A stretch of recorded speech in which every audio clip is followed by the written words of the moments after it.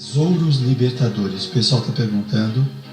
Tesouros Libertadores, do Divaldo Pereira Franco, pelo Espírito Joana de Ângeles. Agradeço ao pessoal que está no Facebook, na rádio. Um beijo para todos vocês. Obrigado pela participação, pela audiência. A todos aqui agradeço. Agradeço também a minha esposa está ligada. Um beijo para ela, para todos vocês. E continuamos aqui com a leitura do livro Tesouros Libertadores. Olha só que importante. Eu lembro que quando eu estava na faculdade, eu ficava questionando da onde vem o distúrbio comportamental. O que acontece na vida de uma pessoa para que ela possa ficar tão transtornada, desequilibrada, perder o controle sobre si mesma? E aí tinham as várias explicações como tem, que são pertinentes, não é? Mas faltava alguma coisa que não me esclarecia o suficiente. Foi quando eu comecei a estudar bastante as obras de André Luiz, Manuel Filomeno de Miranda, Joana de Ângeles, que eu comecei a entender Allan Kardec, toda a obra de Allan Kardec, que eu comecei a entender a trajetória do espírito no seu processo evolutivo, não é? Dependendo da maturidade que temos ou falta de maturidade, nós temos comportamentos consoante esse estado de evolução, fazemos coisas erradas e certas, guardamos dentro de nós, em nossa memória, o registro de tudo que fazemos, e isso perturba. E quando são registros positivos, traz confiança. Enfim, todas essas experiências vão tipificar a personalidade, vão deixá-la do jeito que ela se encontra, com equilíbrio e desequilíbrio, né? Não é uma coisa gratuita que acontece, que vem de fora e pega o indivíduo de surpresa. De repente, o indivíduo estava levando a sua vida e pira, surta do nada. Não é do nada, é de alguma coisa. Aconteceu alguma coisa que deixou ele assim. Agora, os atos que vamos praticando prejudiciais tanto a nós como aos outros na sociedade, e que muitas vezes o indivíduo não se dá conta porque ele não percebe os efeitos imediatos, ele acha que está bom, que é assim mesmo, ele tem que curtir a sua vida ou buscar atender os seus interesses, mesmo que os outros sofram com isso, né? No tempo e no espaço, isso que ele está fazendo começa a aflorar na sua mente, aí começa a aparecer o desequilíbrio, né? Não adianta, tudo que nós fazemos estão registrados dentro de nós. Vão causar equilíbrio ou desequilíbrio, dependendo do conteúdo que guardamos no interior. Nós estamos sob a lei de causa e efeito, pagando os nossos débitos, os erros do passado, para crescer, para nos libertar das restrições que geramos em nós mesmos. As ações positivas vão gerando harmonia na personalidade, equilíbrio, lucidez. Ela vai melhorando constantemente no processo evolutivo. Então, as coisas não acontecem casualmente, porque existe a lei de causa e efeito a partir do momento que temos consciência e responsabilidade. Não quer dizer que acontecimentos sem importância que acontecem em nossa vida faça parte da lei de causa e efeito. Não necessariamente. Joana de Ângeles vai dizer que tudo aquilo que é significativo na vida do indivíduo está sob a égide da lei de causa e efeito. Mas são assuntos que a gente vai trazendo aqui e ali nos vários livros que vamos estudando. Vamos continuar. Olha só. Muitos distúrbios de comportamento psicológico procedem da aceitação da sintonia do paciente com pensamentos odientos, invejosos, perseguidores, carregados do morbo do ódio, da inveja, do despeito. Então vamos relacionar isso com o que eu estava falando antes.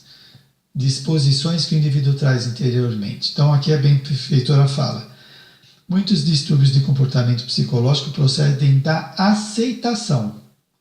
Esta aceitação já está falando do modo como a personalidade está, equilibrada ou desequilibrada. Se ela aceita essa carga de pensamentos negativos, de ódio, de inveja, ela mostra que interiormente ela está suscetível. Não é? Está suscetível, não é gratuitamente. Uma pessoa equilibrada, ela vai colocar limite. Opa, calma aí, não, isso não é meu.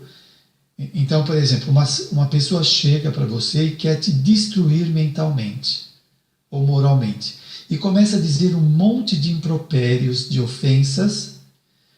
Se você estiver equilibrado, você não engole, não introjeta estas desqualificações, porque você sabe que você não é isso. Então você tem defesas pessoais. A pessoa desequilibrada, que é suscetível, ela está tão insegura, em conflito, etc., que ela acaba aceitando as provocações como verdades. Né? Então, aí tem a disposição do indivíduo. Então, olha aqui, ó. Aceitação da sintonia do paciente com pensamentos odientos, invejosos, perseguidores, carregados do morbo, do ódio, da inveja, do despeito. O exemplo que eu dei da obsessão. O obsessor chega no seu ouvido e começa a falar: você não vale nada, você é uma farsa, você é uma mentira, você não merece ser feliz. Se você entrar na sugestão dele, você vai sofrer. E por que vai entrar na sintonia, na sugestão dele? Porque você está com alguns conflitos, está com alguns problemas. Todos nós temos. Calma, não pensa que é só você não, tá? Todos nós temos. Nós somos mais ou menos influenciados, depende, né? Agora, qual que é o alerta da benfeitora? Nós temos que nos equilibrar. Quando alguém chega e te faz uma ofensa e você fica angustiado com aquilo, nós temos que tirar uma lição disso. Mas espera aí. Eu me deixei ofender. Eu preciso me fortalecer. Eu preciso trabalhar as minhas fraquezas, fragilidades, para não ficar afeto a isso. Quer ver uma coisa? Aí vem a questão da coerência e da ética. Você trabalha numa empresa e alguém te oferece propina, algum dinheiro, para você facilitar alguma coisa lá. Aí o obsessor chega na sua cabeça e fala: você é corrupto. E você vai dizer que não é? Quando você comete aqueles ilícitos, você fica suscetível.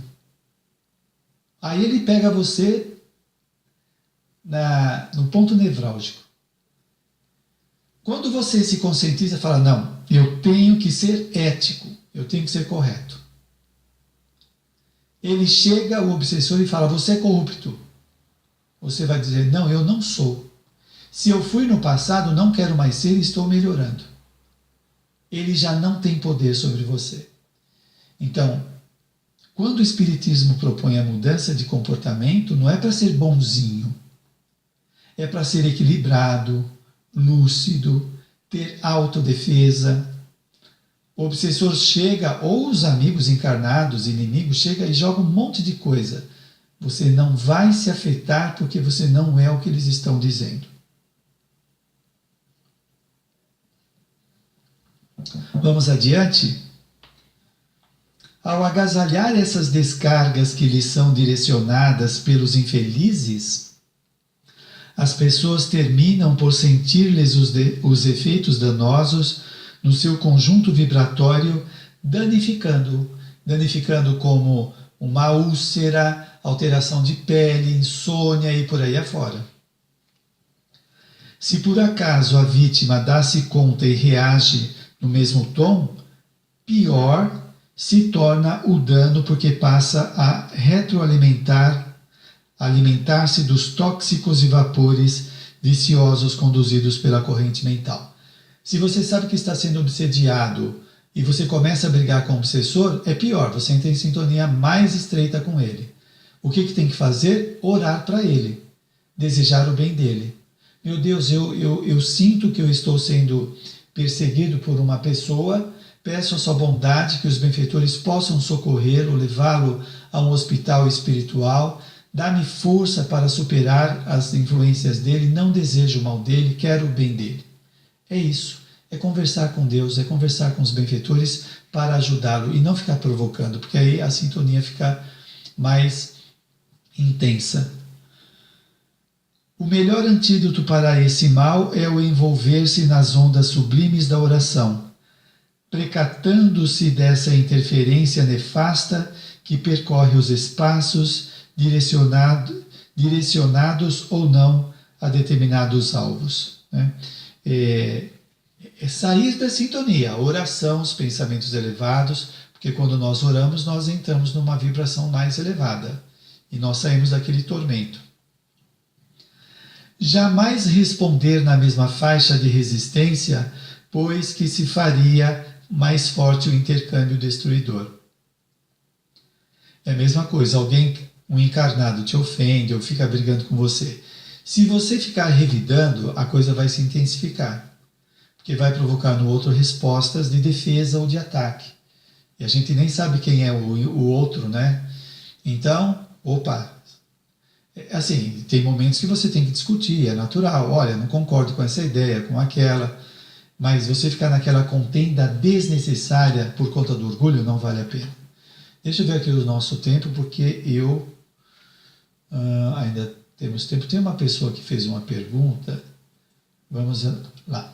Bom dia, é muito bom ouvir palavras que nos ajudem, que possa nos ajudar e que também possamos ajudar ao menos com palavras a quem precisa, para que possamos entender um pouco dos mistérios da vida e do outro lado depois de nossa passagem. Quem escreveu é a Leni de Guarulhos. Muito obrigado a sua participação, Leni. É isso aí. É a proposta do Espiritismo, né? O nosso esclarecimento para que a gente possa lidar de forma lúcida com a vida física e extrafísica. Continuando.